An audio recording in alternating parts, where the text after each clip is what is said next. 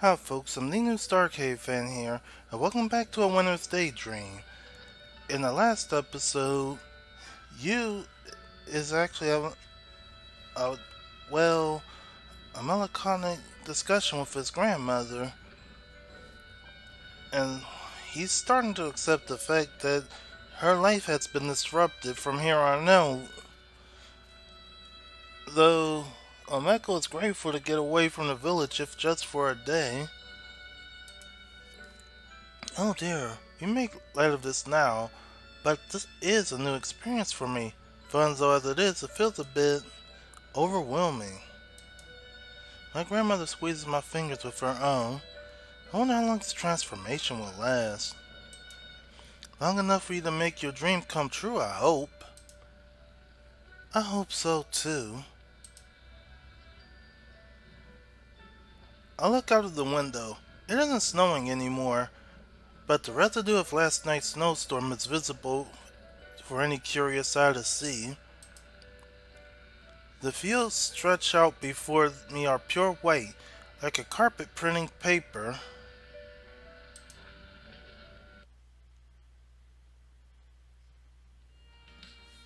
Oh, we're in town. It's been such a long time. My grandmother glances about cheerfully, her eyes wide like a young kid being taken to a theme park for the first time. That's a good way to describe it. I'm not sure why she's so excited. This is only a small town.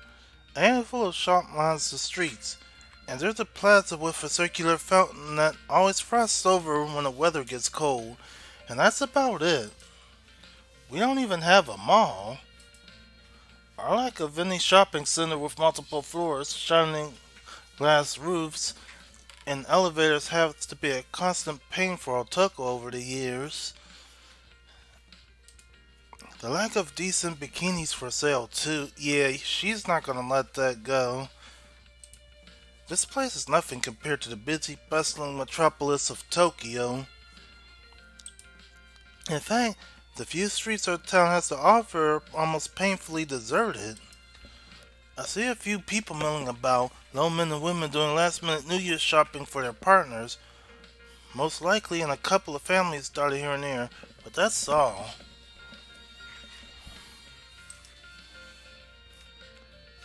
There's nothing impressive about this place.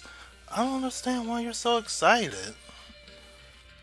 Well, yeah, given a chance that this is the first time she's been out the house in a while, it's just every little thing that makes her happy, including being here in a small town center.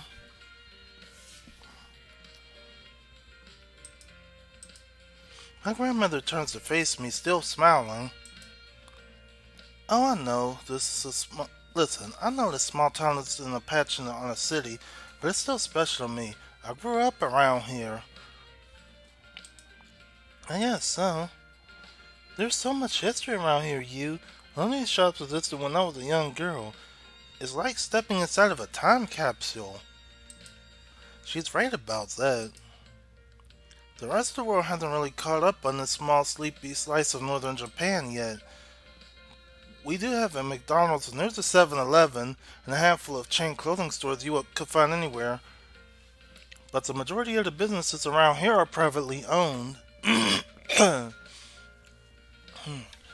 Well, yeah, that makes sense, actually. There's a little one-off shops with only one floor that can't find anywhere else. That's true, too. Otoko being Otoko thinks it's horrendous. Maybe my grandmother, meanwhile, seems to appreciate the charm of these quaint, entirely unique places. You've actually got a point. Otoko doesn't appreciate these like Umeko does, but at the same time, she'll gain an appreciation pretty soon. It must remind her of her childhood. I wonder if the Parsley Cafe is still around. I used to go there with Yukinari all the time. I don't know. I haven't been here in a while. The proprietress, Mrs. Fujisawa, was such a sweetheart. She always greeted me with a smile and knew my regular order off by heart. My grandmother laughs lightly, but the mirror soon fades contemplates the frozen fountain. But Mrs. Fujisawa was an old woman back then, even older than I am now. If you can imagine such a thing, I wonder. Do you want to see if the cafe is still there? Oh no, it's quite alright. If something has happened to her, I might be happier not knowing. Were you that close? Not really. I only ever saw her when I went to her cafe, but she was a sweet old dear. She worked every day that she could. She, though she had a bad hip, thunder or lightning wouldn't have deterred her. Yeah, that's how some of these old folks are, though. They will work till the wheels fall off. My grandmother frowns and her fingers toying with the ends of her scarf. Seeing all the people I used to know starting to pass away one by one, it's frightening. It makes me wonder when it'll be my turn to join them. You're not old now. I didn't realize how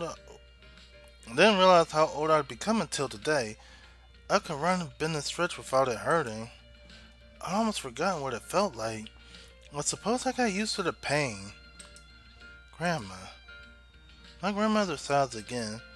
Going back to my old life after this incredible experience will take a lot of getting used to.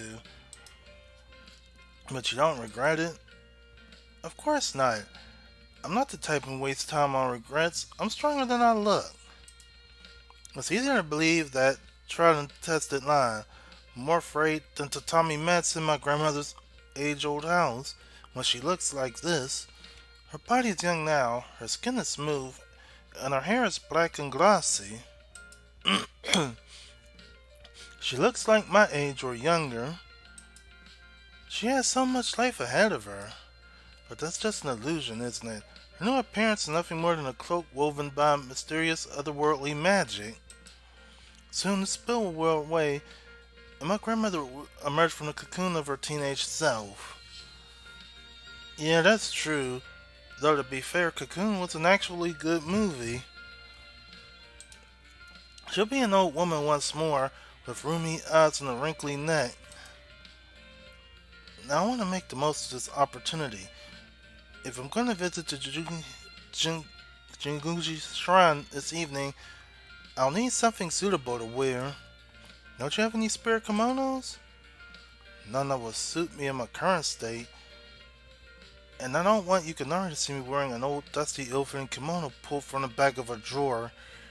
Yeah, that's 100% true.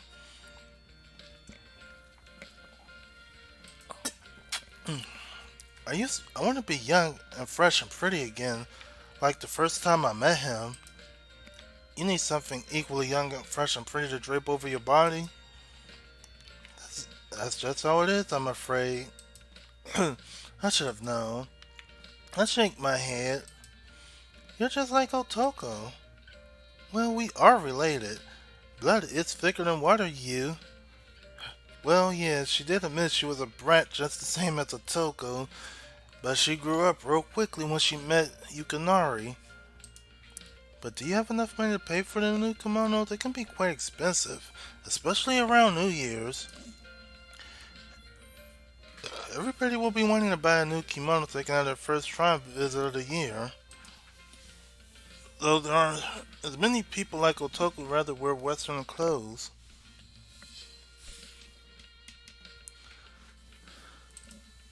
Kimonos aren't exactly cool. Not that I would know much about women's clothes. I have more than enough money on me. I'm an old woman. We're known to be frugal. I don't have to, and plus I don't have to spend much to spend it on anyways. Not without Yukinari. Yeah, that's true. Well, I'm sure he'll be very happy with whatever kimono you pick. Thank you, Yu. You always know the right thing to say. Oh, really? Now let's start searching. I don't know if there'll be any good kimonos left, and I want to find something as similar as possible to the one I wore when I was a young girl.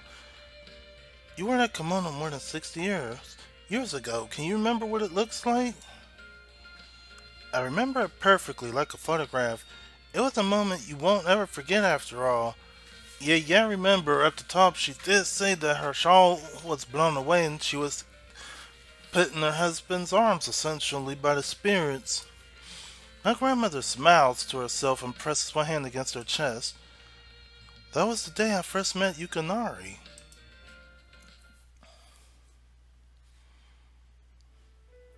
Given this town is so small, there isn't a shop limited high street devoted entirely to kimonos. A couple of clothes shops have small sections devoted to kimonos and yukatas, but they mostly carry simple pieces that go for less than 8,000 yen. And for those of you who don't know what it is, a yukata is a summer kimono.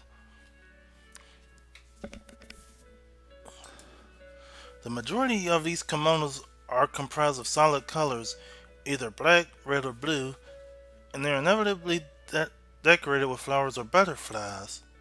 The obis aren't much better, similarly drab and dreary, embellished with trait patterns one could find almost anywhere.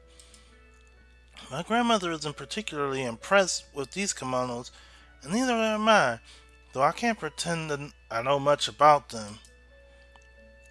We look through the rows of second-hand shops in this town, hoping for a lucky find or two, but come away dispirited. Yeah, that's the risk you take in shopping in the thrift store. Either you get lucky or you don't. Though there are several kimonos on the rails of these shops, they're too plain to hold my grandmother's attention. No, she mumbles to herself, shaking her head as she rummages through the rails. These are nothing like the kimonos I wore when I was young. My grandmother sighed as she let go of the sleeve of a pale peach kimono embroidered with cherry blossoms. Oh dear, I didn't mean to sound like an old nag, she says and laughs, but our search remains fruitless despite her good humor. When my grandmother does find a kimono she likes, she discovers that it's sleeve frayed and it smells faintly of cigarettes. It must have belonged to a smoker, she concludes sadly. Such a pity too. It really is a pretty thing, but Yukinari wouldn't want to see me in the kimono that smells of smoke. That's 100% true. Though he used to smoke himself. Wait, but I thought used to smoke himself. He gave it up a few years ago after it made him chesty in the winter. It wasn't easy for him. He'd smoked most of his life. He said his health was more important. He didn't want to get sick, you see, not while we were still together. He didn't want to leave me on my own. Oh, so he gave up smoking, but it might have been a little too late. He sounds like he was a very noble man. He was incredibly so. He gave his all for my sake, so I must do the same for him. And with that, the kimono is discounted from the running. We look around town for 3 hours, leaving no stone unturned, no shop overlooked.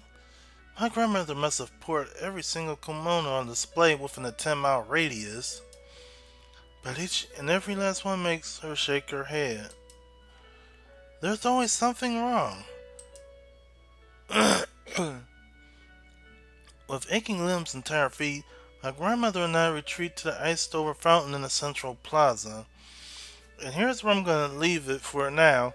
If you liked what you've watched, don't forget to like, comment, subscribe, and to share because it does help the channel out a lot. Anyway, I'm the newstarcadefan here saying thanks for watching. Have a good day or night wherever you are, and bye for now.